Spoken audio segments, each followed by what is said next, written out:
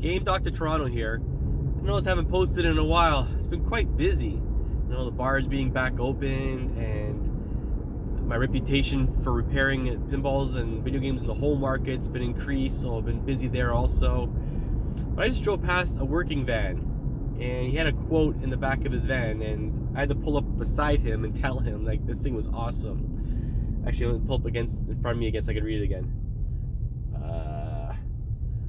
It said, skilled labor is not cheap on one side.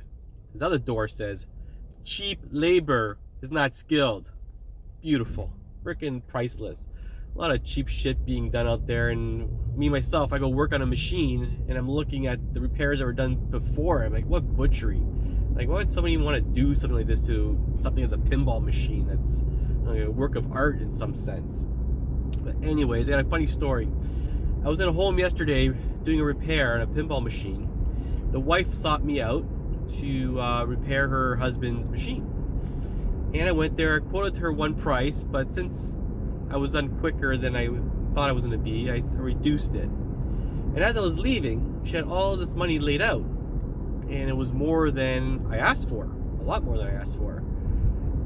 And I said, excuse me, but I only, mentioned this. And she says, don't worry about it. I said, no, sorry, just, you accommodated me coming earlier, help my day schedule, and I'll give you a break. And she says, listen, you know what they say about happy husbands?